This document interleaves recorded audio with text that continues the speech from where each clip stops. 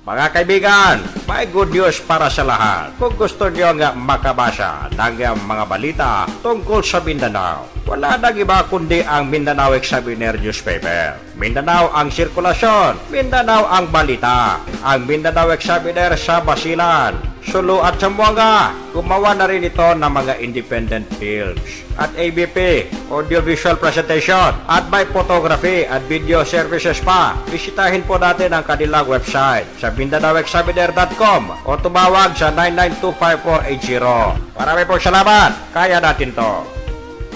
Alright mga kaibigan, yuhu! Welcome sa ating programa. At isang mainit na hapon dito sa Zamboanga City. At kayo'y nakikinig pa rin sa Radyo Mindanao dito lamang sa RPN DXXX Zamboanga 1008 sa inyong mga AM band. Ito po ang inyong balingkod, Dalasinto. Okay, dagan salamat sa imo, Brother Al. Mayong hapon, medyo init-kinit gamay, no? O sa mga silingan nato, tigpaminaw, garong adlaw, mayong hapon kaninyong tanan mga kaigsunan. Hinaot nga naatan sa mayong panglawas, sa mayong huna-huna, kinahalan nga magmatngunta, o naatay mga kasayuran ba, o maminaw jud dadinhin sa atong tulmanon ng Radio Mindanao kay daghang kaayong may bawaan nato nga mga balita gikan dito sa Manila o tibuok Pilipinas o napay mga balita po nga usahay gikan sa laing nasud dinhi nga tanan sa atong tulmanon ang Radio Mindanao o kinahanglan magpakabanatan tanan kay ang lungsuranon nga naay pagkabana nasayod ang tanan di jud lisod nga lupigon sa mga manlulupig kisa man mga manlulupig dai balo naman tang isa mga manlulupig salam duha kaning tanan mga taon mga reang maura kita niyo mga waktu ini murah-murahan bangman kita niyo halaw midayat si Allah subhanahu wa taala daw doon lupasog salam duha kaning tanan reyan maura ng mga kakampungan nato doon mismo doon lupasog doon pagyanon nila doon at Tiangge. Damigan day sab doon maimbong salam doon rin sa mga kakampungan kalulaan siya na itong mga Arasad family. Mga ano din family doon na siyasi. Maungulang kita niyo sa bel naman ito pa mga tawi-tawi yun. Maungulang kita niyo mga waktu ini. Ayaw kita niyo lang nawihan mag-lisu-lisu at tawagan amoy sa batan nila makaro. Kaya ba ng mangyawan ng mangyawan yan kuno sambatan si mga kaguruhan dahil soydan soy kita magtuy biya mga mamanya buta ng pagano nila astagfirullah lajim Allah. Okay, anyway, mayong hapon bisag init-init mga kaigsunan pero ayaw intaw mo katulog diha kay daghang kaayo dag mga balita ihatag kaninyo. Alright, assalamualaikum, basilan, salute, tawi-tawi. Sabah, Malaysia. Sa Central Mindanao, nagte-text sa atin yung taga Cotabato. Nakikinig na raw sila ngayon. Good afternoon sa Cotabato City. Diyan sa tanggapan ni Director Amir Mawalil ng Bureau of Public Information ng Autonomous Region in Muslim Mindanao. Good afternoon, sir. At siyempre kay Governor Mujib Hataman. Nakikinig yata ngayon. At sa tanggapan naman ni Sulu Provincial Governor Toto Tan. Nakikinig daw sila ngayon, nakatune in sila dyan sa Patikul, Sulu. At good afternoon sa inyong lahat kay yung Chief Photographer. Nag-text sa atin ngayon lamang si Al Francis Salinas. At si Bong Abing, yung Public Information Officer. At syempre sa e-media, hindi lang S Radio, TBS sila gumawa ng video nitong si Datu Shabandar Sakurtan. At binigyan natin ng script upang magawa nila yung kanilang special feature dito kay Datu Shabandar Sakurtan. Yung conferment sa kanya bilang Datu Shabandar ng Royal Council of the Sulu Sultanate. At ginawa siyang special envoy mga kaibigan. So nakikinig sa atin sa e-media. Maraming salamat kila Vanessa, kay Manager Ray Bayuging, kay Roland Ramos at kay Joseph Sosobrado.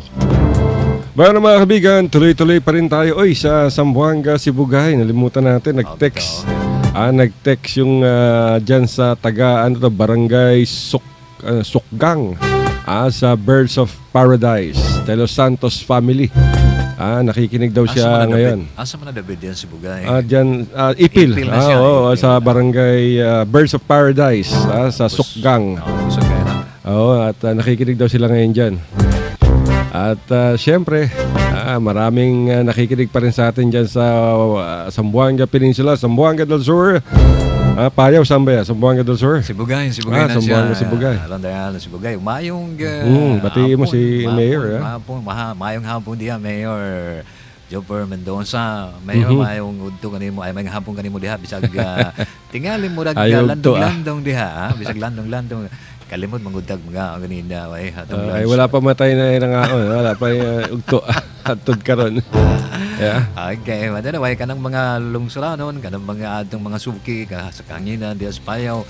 Mayong hapon kaninyong tanan diha, hinaot nga. Okay, alright mo diha nga nalang gihapon sa maayong panglawas. Pananglit nga ay sakit nga matagamtama na do, muad budag hospital, muad budag klinika kay naanan sini mga tambal ay pasaglimentahan ang inyong mga lawas kay ang atong lawas mao na ang atong kining mao na ang atong bahandi o panalid ang lawas nato nga kapoy o magkasakit na kaluoy ba ang atong mga pamilya, kaluoy ba ang atong mga anak kay kinsa pa may mangitag panginabuhi sa ilaha kung kita nga ilang nagsalig sila sa tuwa o magkasakit, so kinahanglan nga ayaw nagpasagde ang atong mga lawas dyan labi na rin kanang mga tiguang na gamay ayaw pudog pirmi o kanang trabaho nga murag trabaho sa karabaho bitaw relax po mo diha, diba? So hinaot nga ang tanan nata sa ayong panglawas. Yan, bisag Bisaya nato nga dili kayo Bisayag kanang purol pero maka istorya po ginagmay ba? Ginagmay. Alright, sa Zamboanga del Sur, ang dami nakikinig sa atin dyan at paborito nila itong Radyo Mindanao. Mga kaibigan. Pero mga kaibigan, sa iba pang balita, meron na tayong bagong Chief of Staff ng Armed Forces of the Philippines. Itong si Lieutenant General Eduardo Año. Nilagdaan na ni Pangulong Duterte, mga kaibigan, yung appointment nitong si Lieutenant General Año bilang bagong Chief of Staff ng AFP.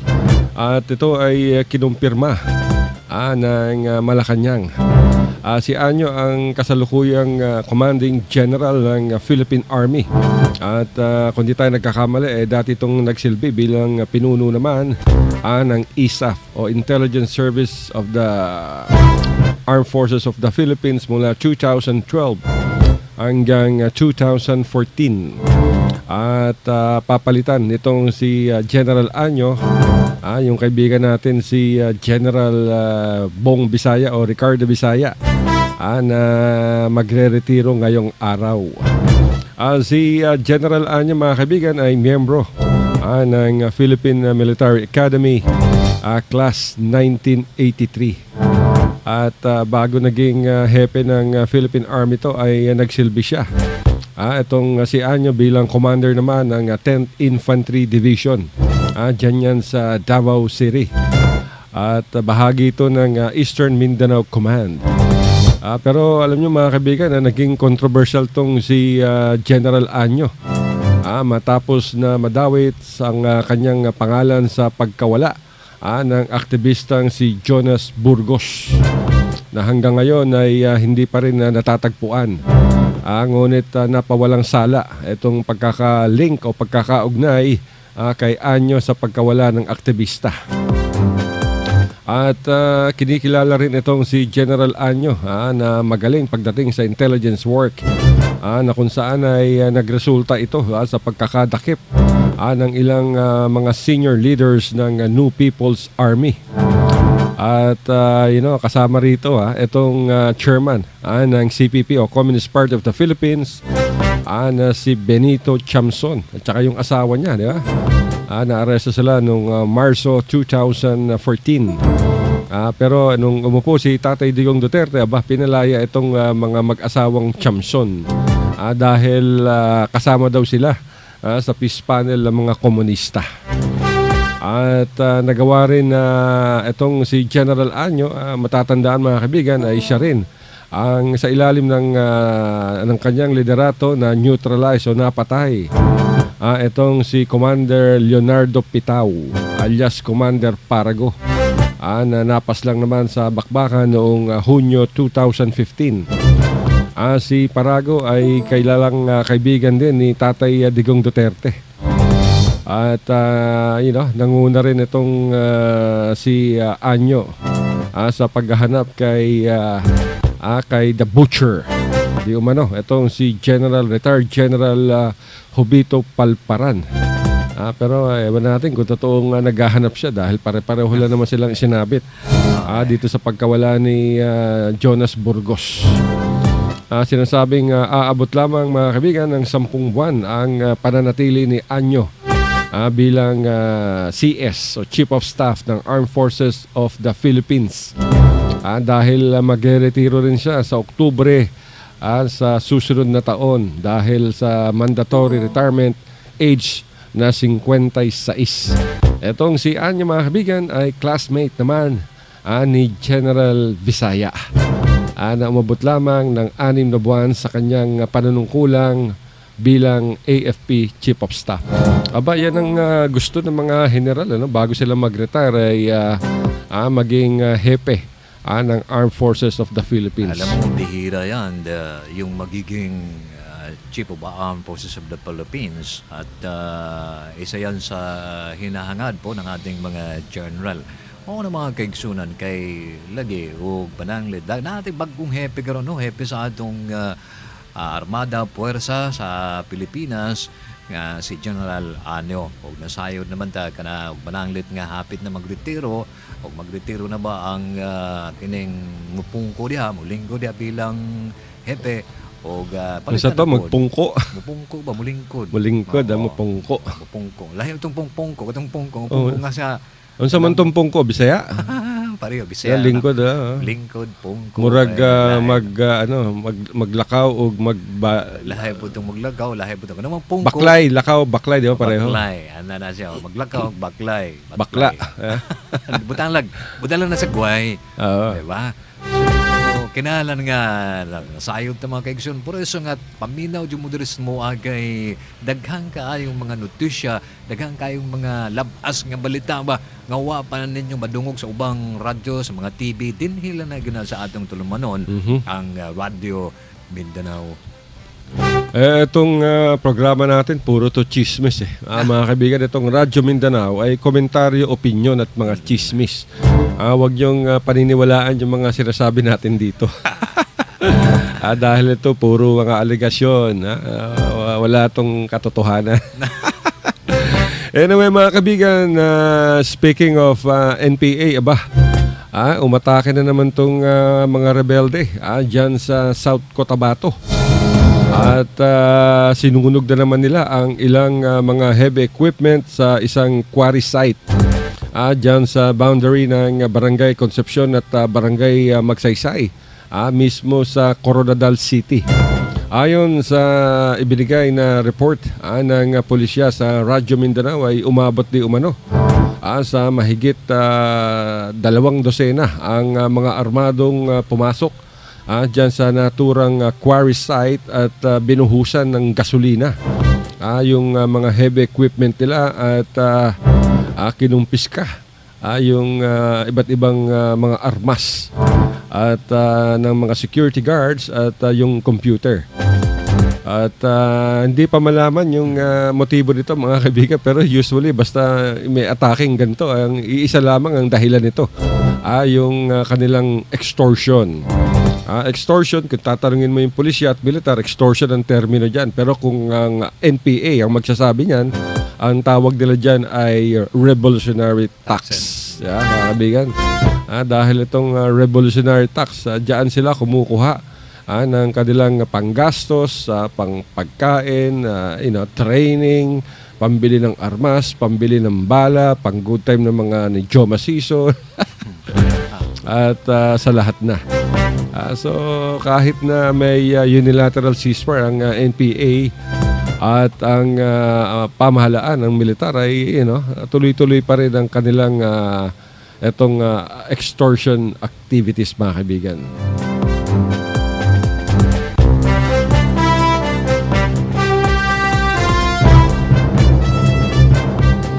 So yan ang nangyayari diyan sa South Cotabato. Pero ang tawag diyan sa mga sundalo sa una, Ronald, kanang NPA, niwang pero abtik.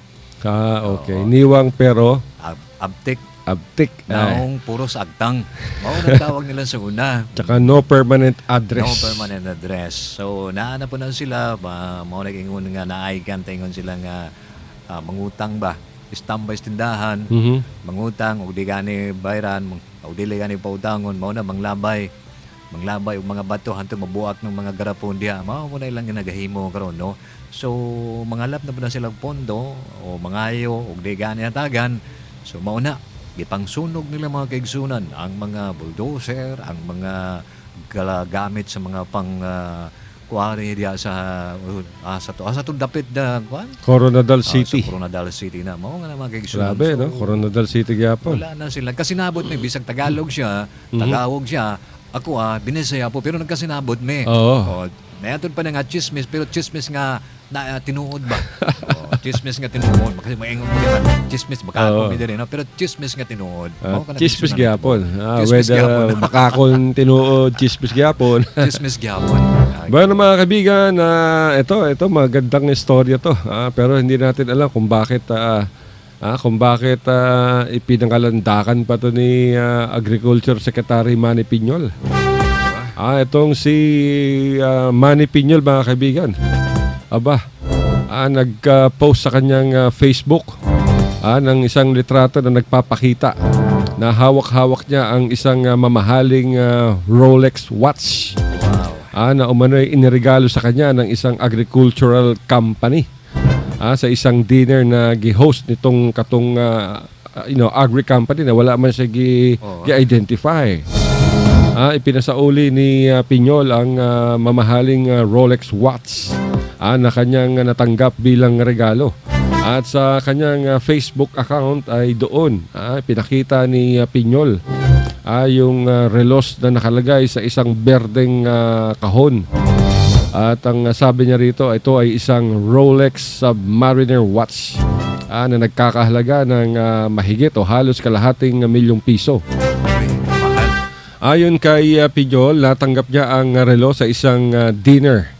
Sa isang dinner na nag-host ang isang malaking agricultural company na hindi naman niya pinangalanan.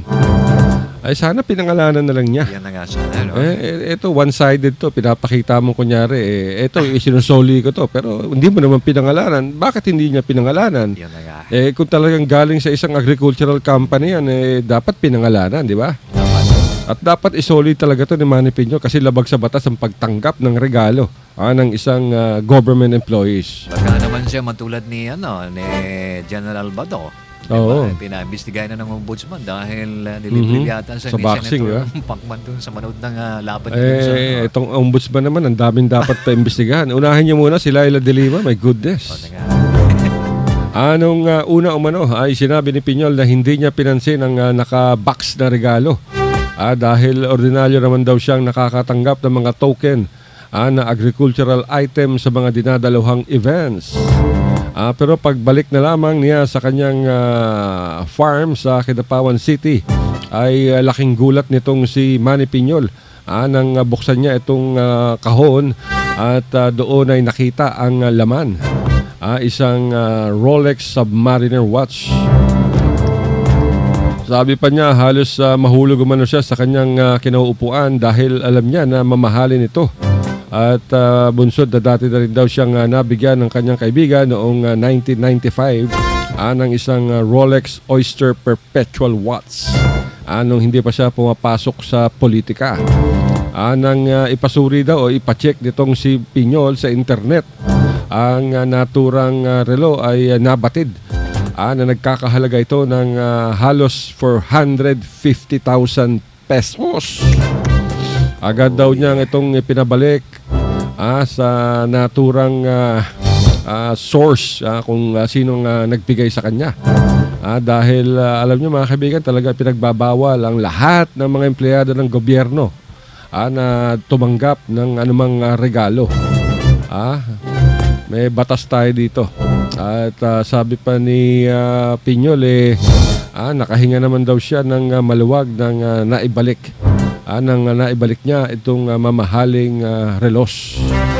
At pinaliwanag niya na hindi niya raw maaaring tanggapin ang naturang regalo mula dyan sa isang agricultural company. Dahil nga siyempre siya ang head ng Department of Agriculture. Para tong suhol. Kaya nga sabi ni Piñol, maaari siyang makulong. Kung sakasakaling tinanggap niya yan, kahit sikreto, maglilik at maglilik pa rin yan.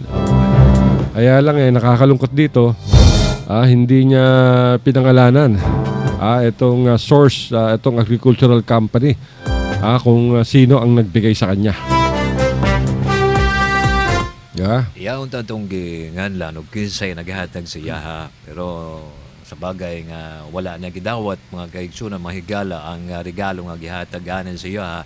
Would just imagine ang relo ganin og hapit ganito tungas milyon.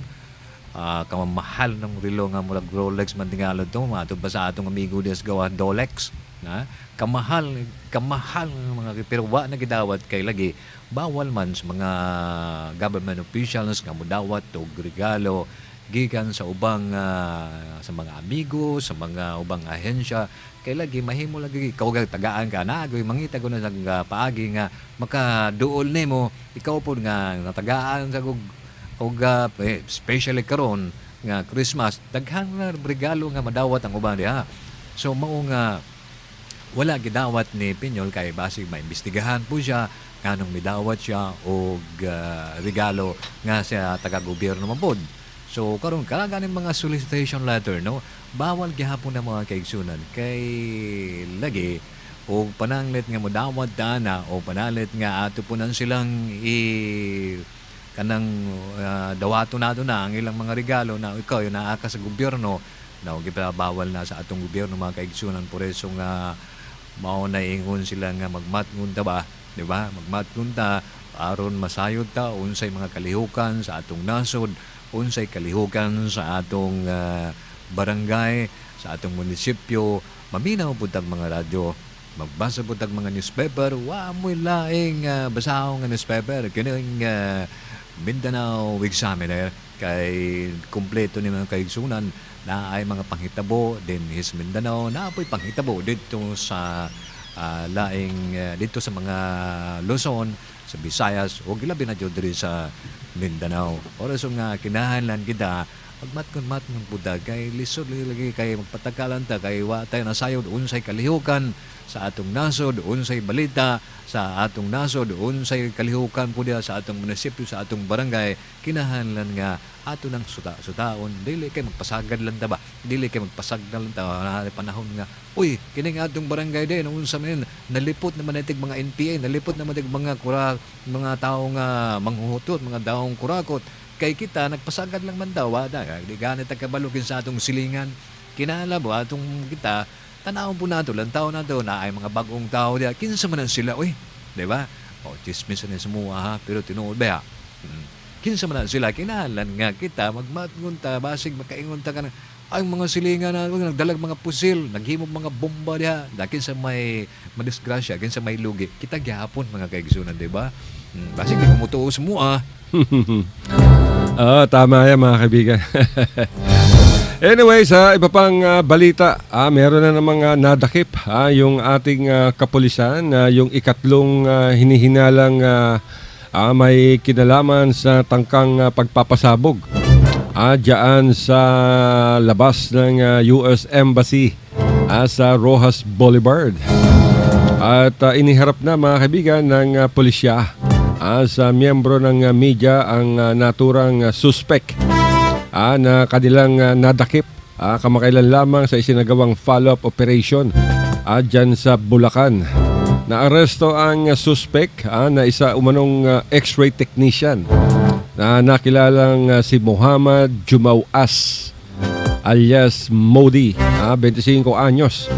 At ayon naman kay National Capital Region Police Office Director Oscar Albayalde, na naaresto ang suspect sa pamamagitan ng surveillance video na nakuha ng Manila Police District.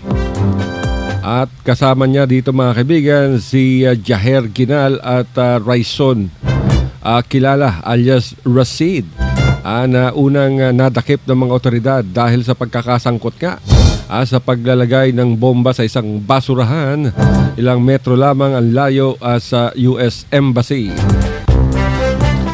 Sinabi ni Albayalde mga kaibigan ay naharap sa kasong paglabag sa Republic Act 10591 o Comprehensive Firearms and Ammunition Act at gayon din ang Republic Act 9165 o yung illegal possession of explosives ang isinampa laban dito kay Jumawas na miyembro di umano ng Ansar al-Khilafa na may kaugnayan sa Maute Terror Group at bangsa Islamic Freedom Fighters o bangsa Moro Islamic Freedom Fighters. Iniuugnay din ng pulisya mga kaibigan ang mga nadakip sa Abu Sayyaf. Ay mukhang hindi naman ako naniniwala na may kinalaman ng Abu Sayyaf dito. Oo nga, no? Dahil itong members to ng Ansar al-Khalifa ang kaalyansa nito itong mga Maute Group. Yeah. Yung Dawla Islamiyya at saka yung Khilafa Islamiyya dyan sa Lanao del Sur sa Sarangani nag-ooperate. Dahil itong Abu Sayyaf dyan lamang to sa Basilan. Basilan, Sulu at Tawi-Tawi. Pero itong mga nadakip nasa mga Maranao to. Di umano. Ayon sa pulisya. Pero so good work at nadakip ang pulisya itong ikatlong suspect. Pero mga kaibigan, let's pause for a break. Mga kaibigan, may good news para sa lahat. Kung gusto nyo nga makabasa ng mga balita tungkol sa Mindanao, wala nang iba kundi ang Mindanao Examiner newspaper. Mindanao ang sirkulasyon, Mindanao ang balita. Ang Mindanao Examiner sa Basilan, Sulu at Zamboanga. Gumawa na rin ito ng mga independent films at ABP, audiovisual presentation at may photography at video services pa. Bisitahin po natin ang kanilang website sa MindanaoExaminer.com o tumawag sa 9925480. Marami pong salamat. Kaya natin to. RPN Radio Philippines Network Radyo Ronda Triple X Zamboanga. Kapisanan ng mga broadcaster ng Pilipinas. Bueno mga kaibigan, ganap ng 2:30 sa buong kapuluan. At kayo'y nakikinig pa rin dito sa Radyo Mindanao. Dito lamang sa Radio Philippines Network RPN Triple X Zamboanga ZA 1008 sa inyong AM band. At tayo na kakaabot sa iba't ibang panig ng Mindanao. Bueno, tiniyak naman ng pulisya mga kaibigan na kanilang susundin ang anumang pag-uutos ng korte. Lalo na ang paglipat sa kustodiya kay Kerwin Espinosa mula sa Philippine National Police Custodial Center patungong National Bureau of Investigation. Ito'y matapos na ilabas ng Regional Trial Court Branch 14 sa Baybay, Leyte ang naturang kautusan na nagsasabing dapat nang ilipat ng PNP ang kustodiya kay Kerwin sa National Bureau of Investigation. Dahil sa nasabing court order, agad naman inatasan ni Kuya Bato de la Rosa at NBI Director Dante Gueran na ipatupad ang kautusan ng korte sa loob ng 10 araw. Magugunitang na noong pang naiuwi sa bansa itong si Kerwin matapos na arestuhin sa Abu Dhabi sa bisa ng arrest warrant. hindi siya naipresenta sa korte ng isinauli ang naturang warrant at sa halip ay diniretso to mga kaibigan sa Campo Crame dyan sa pangangalaga ng Philippine National Police. Ipaniliwanag naman ni Attorney Enrico Rigor, ang Chief Legal and Investigation Division ng PNP, kaya hindi na ipresenta itong si Kerwin sa baybay sa korte dahil sa banta sa kanyang seguridad. At kasabay nito, inulat din ng baybay court ng abogado ni Kerwin na si Attorney Lani Villarino na ang kanyang kliyente ay nag-apply as Witness Protection Program ng Department of Justice. At mabuti yan mga kaibigan na dahil talagang pinagsisihan nitong si Kerwin Espinosa ang lahat ng kanyang mga kasalanan. Pero hindi naman ito sapat upang maabsuelto na siya sa kanyang mga kaso dahil yung pagbebenta ng droga mabigat yan mga kaibigan dahil isa siya sa mga kilalang drug lord sa Visayas. Pero napatay na yung kanyang ama at kahapon yung kanyang ama mga kaibigan si Alvera Mayor Orlando Espinosa Sr. At nasasangkot itong si Superintendent Marcos ng CIDG Region 8 at mahigit pang sa 200 miyembro ng kapulisyan dahil malaki ang ginawang investigasyon ng NBI at doon ay nakita nila na talagang rob out ang naganap. So tignan natin daw hanggang saan hahantong itong sa korte. Dahil sabi nga ni Kerwin nung siya ay nagbigay ng pahayag sa Senado ay talagang sabi niya pinatay ang kanyang ama dahil upang hindi makapagsalita. Sabi nga niya buti sana kung asawa lang yung pinatay niya, madaling humanap ng iba, pero tatay ko yan papa ko yan. Yan nga kaya matod pa mga kaigsunan barang wa mangyapon siya di mangyapon siya bisag mahimo siya witness pero nalang gyapon siya panagutan sa balaod kay daghan pa pinagi sa iyang drug lord, pinagi sa iyang pagbenta og mga kining droga. Daghan kaayo na angel mga kaigsunan, daghan kaayong mga lumulupyo nga nabuang, lumulupyo nga na drug addicts, gumikan anang pagbenta nila og mga illegal drugs, especially kining shabu. So di gihapon tingali siya mapatawad matod ba sa Tagalog kay dako ba kaya ng sala mga kaigsunan. Ug una-una lagod nato kwarta lamang unang ilang kwarta, puro kwarta na ang ilang ginapangita. Wa na sila naguna-huna ang ikadaot sa kining mga kabataan nato. Di lang mga kabataan mga kaigsunan atong mga nanay edad-edad at atong mga tiguang at atong mga bahay, bata, dalaga man, menyo o balo man, nagbaligyag mga shabu. Unya, siyempre, mutikim-tikim po na sila, hantod ang tanan, mga kaigsunan, madisgrasya, hantod nga, daghan na ba mabuang, daghan na nabuang niya ng mga droga, especially kining shabu. Bugon ka, kamatauran mga tuan mga rayang, wag maapamin mga sila, wala na kahinan si mga yaddo. Sa mataod na kapandugahan na to, mataod karungan na to mga radyo, kagida na to mga TV, amoy mga naghinang si mga biyahan. Mataod din kato, mga bangsa Muslim, mataod din kato naghinang si biyahan. Wala na sila nagbistansi namin. Ikakangi kanila, hawaran nila, ikakangi papamilya nila, ikakangi papagkahin nila mano siya. Na iniya mga tuan mga rayang, hukuman sinalaw subhanahu wa ta'ala, haram. Haram yan. Inihatin na bang lagyan haram na ikanarka agato mga tuan mga rayang. Na, diba? So, kinahalan nga kaigsunan ug relihiyoso man ta. Mao nag-ingon sila nga ang tanan ibutang nato ang Ginoo naagid na sa tunga-tunga nga kaigsunan. Wala man ko mag-sermon dire nga ako pare o imam unsa ba, pero kana madungog nato sa atong mga pare, sa atong mga pastor nga sila sige ko naghanyo sa tuwa nga unta dili da maapil anang mga kabulastugan nga ginahimo sa atong mga kababayan nga kwartara ang ginahuna, wala nagunahuna sa atong nasod, sa atong mga kabarangay, sa atong mga isig katao. Ang ilang ginahuna ana kwarta, dato naman sila ron. Ha? Pero naaray panahon, nasikop na gani ng uban. Ha? Nasikop na gani ng uban na hantod nga una ang uban misurrender daw kay dragade ko di na daw sila muusab. Unya gipasagdan pa sila sa atong mga kapulisan, sa atong gobyerno karon, nabalik na pud sila. Ala, ipangsikop na sila. Ha?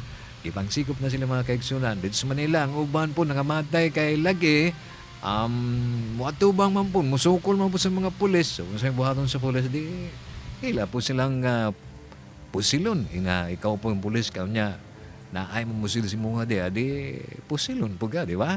So, maong na mga kaigsunan nga lisod ko na kaayong kining dili kasuhan po si Kerwin kay daghan lagi naangil mga tao, daghan na nahimong mga luko, nahimong mga unsa-unsa. So mga kaigsunan, sige lang gihapon mo naminaw sa atong tulumanon kining Radio Mindanao dinhi lang na sa atong kinaham nga stasyon. Matod pa sa akong pilot diri nga si Al.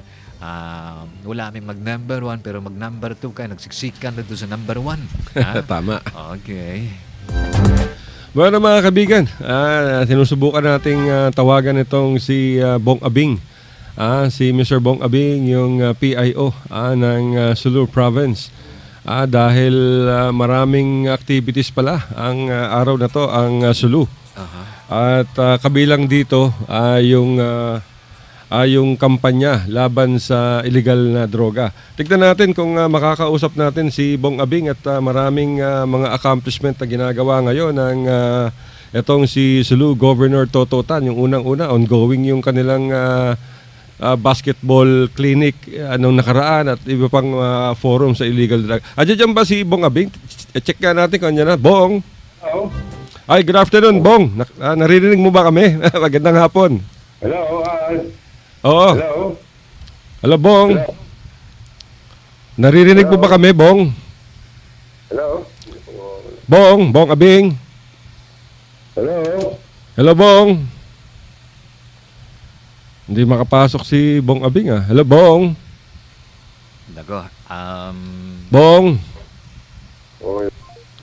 Naputol si Bong Abing, mga kaibigan, yung PIO ng Sulu Provincial Office Government dahil hindi tayo naririnig pero naririnig natin siya.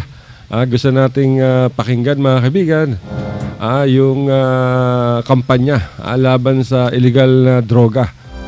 Dahil nagsimula nandoon yung nagkaroon ng pagpupulong etong si Vice Governor Noronisa Tan sa mga membro ng Philippine National Police na kung saan ay nagkaroon ng forum ukol dito sa kampanya ng provincial government at ng PNP laban sa illegal droga.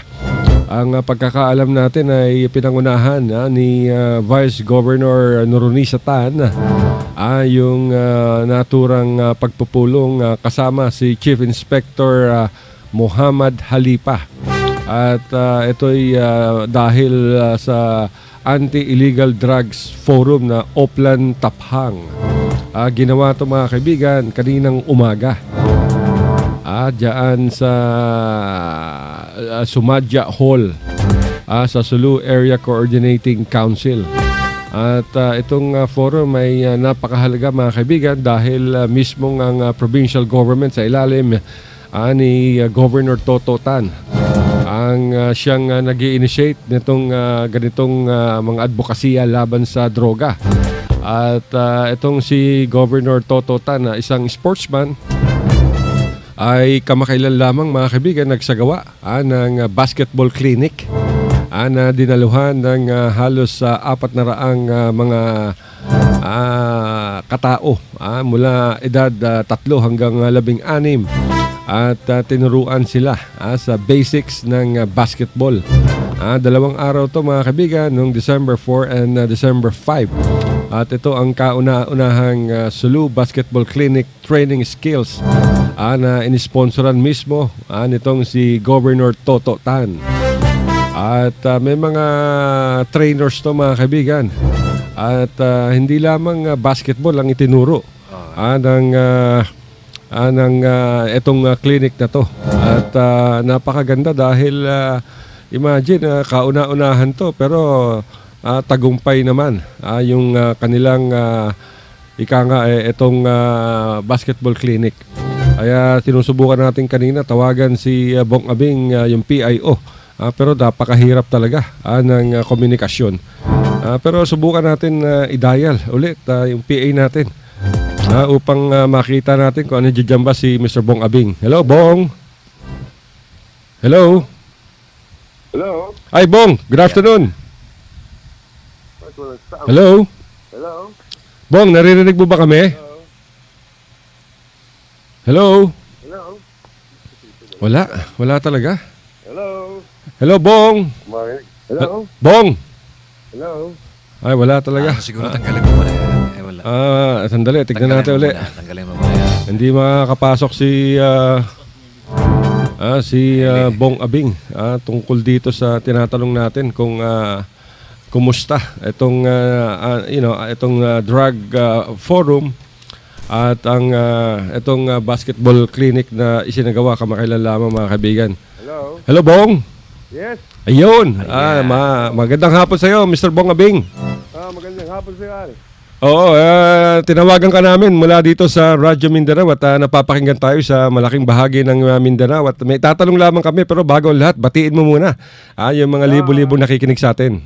Yes, assalamualaikum at magandang hapon sa inyong sa iyong tagapakinig, Al. Oo. Bong, nais naming malaman na nagsimula kanina yung forum sa illegal drugs na nilunch ng PNP at ng Sulu Provincial Government. Ayan nga ang nangyari kanina. Ito ay isang forum at tinatawag nilang Oplan Tapang. Alright. Isang information drive na tinatawag na parang in the barrel of alpha, yung ganun, parang in the barrel of alpha. Pero ito isang pakiusap, parang tapik ba? Yung sa iba itokhang, ito may parang tapik na pula. Ganun doon. So, okay. So ano ang purpose ito? Ano ang programang ito? Ito nakita ng PNP. Sila ay, alam nyo naman kasi na ang kriminalidad, pag walang suporta sa community, hindi natin masasolve yan. Tama. So, ito ay isang paraan pagbibigay informasyon ng mga pulis dito sa Sulu at kakibat na ang provincial government. Ay, nako, naputol tayo. Sayang Oo, tawagin natin ulit. Talagang napakahirap ng linya talaga dyan mga kaibigan. Alam nyo na, dyan sa probinsya ng Sulu, minsan the whole day walang cellphone signal dyan. Ang ganda pa naman ng ating tinatalakay dito dahil, itong kampanya ng provincial government at ng pulisya ukol dito sa laban sa droga. Dahil marami ang lulong sa ipinagbabawal na gamot. Alam nyo, hindi lang naman sa Sulu, ngunit sa buong bansa ito mga kaibigan dahil problemado. Pagdating sa droga, maraming pamilya ang nasisira, lahat. Nagnanakaw yung mga adik at mabuti na lamang itong provincial government ng Sulu. Sa pangunan nitong si Governor Toto Tan ay may mga advokasya. Andiyan na ba si Bong? Yeah. Ay, Bong. Hello, yes, yes. Pasensya na, naputol tayo. Pasensya na, Al. Hindi, talagang ganitong signal dito. Yun nga, mabalik ako sa ating nagbigay ng overview ang Sulu PNP Police Director dito na si PD Buyukan. At doon mo makikita na hindi naman yung ganong laganap pero ito pa rin ay hindi naman sinasabi natin na dapat maging kumpiyansa at patuloy na ang papapakita lang ito na effective ang ginagawang kampanya laban sa illegal na droga dito sa Sulu.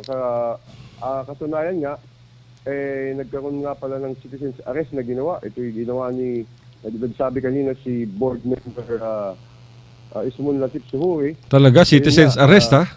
Oo. Wow. Ang problema nga lang, masyadong maigpit ang proseso sa due process lalo sa illegal na droga. Kaya po maraming nadi-dismiss yung kaso kasi kailangan mahuli daw properly. Kundi itatapon ng korte. So, ito nga ang wina-workout ng na para kung paano ang mga investigador ay dapat maging masinop sa lalong-lalo na dyan kasi maigpit ang Pero sa overall naman na masaya naman siguro na nakukunti lang ang medyo mayroong mga problema na barangay. Oo, hindi naman masyadong talamak ang problema ng droga dyan dahil alam naman natin lahat na yung advokasya nitong si Governor Toto Tan ay talagang laban sa droga at yung kanyang pinipursue itong sports para maialis ang mga kabataan sa impluwensya ng droga. Ito nga kahapon din pala. Oo. Nagkaroon din tayo dito ng forum on federalism, autonomy, and the Mindanao and Sulu Peace Process. Okay. Ito nga ay sponsor din ng Sulu Provincial Government in cooperation with yung Institute of Autonomy and Governance na pinamumunuan ni Attorney Benedict Bacani. At ang guest na nga natin dito kahapon ay sila Attorney Bacani at yung si Malu Tikwa na isang public political analyst na napapanood natin sa ANP. Bumalik pala si Malu Oo, pumunta dito at nagbigay siya ng kanyang perspective on what to expect if federalism ng maging ating It's sabi nga ni acting governor Noel Satan na mas maganda na mayroon na kasing mga timetable tungkol dyan. It is better that we are not caught unaware kung sakasakaling dumating yan. So ngayon pa lang nagpe-prepare ng Sulu, pinapaalam sa mga tao kung anong federalism, makapag-isip sila ng tamang kung makapag-nilay-nilay kung ano ba ang magiging resulta nito sa atin. So nag-invite din tayo ng lahat ng sektor, mga deans, yung mga academic, at saka yung mga ibang sektor, lalo sa Sultanate, meron din representative sa mga CSOs natin. So medyo comprehensive din discussion at ito'y bibigyan din ng ganda at linaw ng mga eksperto. At si dating Governor Abdul Sakur Enta ng ating pong si Dato Sebanda ay nagbigay din siya ng kanyang Sulu perspective, nga. Ibibigay ko sa ang kopya ng speech sa iyo, Al, mamaya. Kasi actually, kapadala ko ba, ginagawa ko pa yan. Ano yan, yung press release? Para makita yung speech niya, no? Yung speech, Sulu perspective. Ang kanyang, ang kanyang nakikita sa Sulu perspective. Kasama na din dito ang pagiging isang ambassador niya sa Sulu Sultanate. Isang malinaw na sinasabi niya doon yung about yung tinatawag nating dapat hindi din masama ang Sulu sa mga tinatawag na poorer states. Dapat magkaroon ng tinatawag natin na balance ba sa bawat kung ano mang state ang magagawa. But it is just premature naman kasi federalism should be known sa lahat kasi this will change the physical and political philosophy ng ating bansa. Tama. Anyway, ano ba ang katayuan ni Dato Syabandar sa Kurtan diyan sa federalismo? Pabor ba siya diyan o hindi? Yeah, siya naman ay sinasabi nga niya marami daw natatakot. Okay? Tungkol sa pero hindi sinasabi niya natatakot siya. Dapat nating subukan kasi nasubukan na natin ang lahat. Yun ang kanya. Siya ay agree sa panukala ni Pangulong Duterte dyan. Na kasi magkakaroon nga daw ang tinatawag na equal footing. Nga. So, of course. Siyempre may mga pangamba. Pero sa kanyang panig, makikita mo na may talagang pabor sa because it will be parang a fresh new start. Lalong-lalo na kung si Pangulong Duterte ang nandiyan ngayon. Mayroon silang tiwala. Dapat lamang suportahan ng mga Muslim yan dahil kung matuloy itong federalismo sa bansa, magkakaroon ng Muslim homeland ang maraming mamamayan sa Mindanao at mapapractice na nila yung Sharia law, di ba? Oo nga. At ito siguro hindi matatawag natin because this will actually be negate siguro yung religion. Hindi, oo. Ang pinakamaganda ang sabi nga nila is, sabi nga ni Governor na si Malu Tikwa ay talagang na-impress because sinabi ni Governor, huwag nyo kaming bigyan ng special treatment. Kailangan you give us yung itatawag na pantay pagtrato. Oo. Yun lang naman hinihingi. Oo. At mapapakinabangan din ng ng mga Muslim yung sarili nilang natural resources katulad diyan sa Sulu, sa Tawi-Tawi, sa Basila, maraming langis diyan. Maraming mga nickel diyan, di ba? Oo. At yun nga ang isa pa sa mga advantages niyan. Pero dapat din siguro na sabihan natin yung mga ating mga kabayan na dapat din tayo masinop, mag-isip para sabay-sabay tayo isang buwales kasi dapat ito yung makumbinsi tayo, hindi Tama. tayo sa pambalakas. Pero dapat tayo mismo, alam natin, naintindihan, kaya tayo nakumbinsi. Oo. Oo. I'm sure naman na kung ano ang kagustuhan ng nakakarami, ayun din ang susundin itong si Dato Syabandar at ang iba pang mga leader ng lalawigan ng Sulu. At sa banda naman ng tinatawag nating Royal Sultanate of Sulu, yung council, siya nga ay merong set magre-represent sa mga tinatawag na affairs niyan. Okay. Na-confirm he will be the one representing yung Sultanate sa mga tungkol sa nasabi nga niya kahapon na Sabah claim rightly. Oo nga. Sige, so hihintayin namin yung yung ipapadala mo, ipaki-email lang dito sa Radyo Mindanao. Medyo mahaba lang Okay lang. Kaya medyo kagabi nakatulugan ko pero inaayos ko pa para ma-comprehensive pati yung sa mga attorneys nandiyan dyan. At ibigay ko sa ito siguro mga bandang hapon na ito, pinapakuha ko pa. Okay. Maraming salamat sa iyo, Mr. Bong Abing, mga kaibigan. Ang PIO. Maraming salamat sa pagbigay mo ng pagkakataon. No? Alright, thank you very much. Magsukol. Ang PIO, mga kaibigan, ng Sulu Provincial Government at ipinaliwanag ni Mr. Bong Abing itong kaganapan dyan. Yung unang-una, yung forum sa anti-illegal drugs at yung otonomiya at federalismo. At hindi lang natin natalakay dito yung basketball clinic. Pero bukas subukan natin makausap uli itong si Mr. Bong Abing upang makuna natin yung matagumpay na basketball clinic ang kauna-unahan sa ilalim nitong na inisponsoran ni Governor Toto Tan. Napakasipag nitong si Governor Toto Tan. Pero mga kaibigan, wala na tayong oras. At mapapakinggan nyo itong aming broadcast sa MindanaoExaminer.com. At alam nyo naman, everyday naka-upload sa website yung ating programa upang mapakinggan naman sa buong mundo ng ating mga kababayan.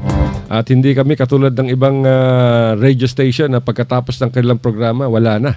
Hindi nyo na mapapakinggan yung napag-usapan. Dito sa Radyo Mindanao, kinukuha ng Mindanao Examiner Regional Newspaper yung ating broadcast.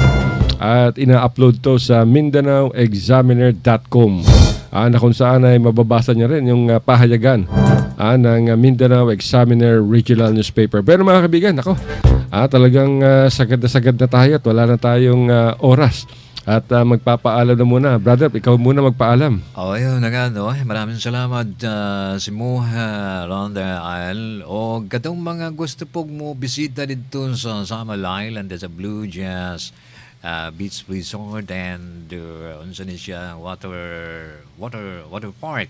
Adto lang mo dito kay lamig ayo barato na siya, no? Katong mga bagong kasal diha na mas maayo pang want mo dito. Daghan pa kay mga unsa mga okasyon na do diha. Pangadto mga igsunan. Bueno, daghan pa mo ta among isgut-isgutan diri mga igsunan. Labi na katong interview namo dito sa Sulu. Wa na manguday panahon kusog kayo ang atong kining paglibot, pag-ikot sa atong orasan. Kining lagihapon ang inyong suki nga tagahangin sa suki sa hangin ng mga igsunan unsa man tawoy.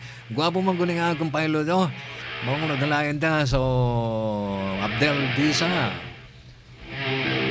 Well, mga kaibigan, maraming salamat sa inyong isang oras na pakikinig sa ating programa ang Radyo Mindanao. Chismis, komentaryo at opinyon. Ito po ang balingkod. Alasito nagsasabing I love you, mama, chup chup. Hanggang sa susunod na bukas. Ingat.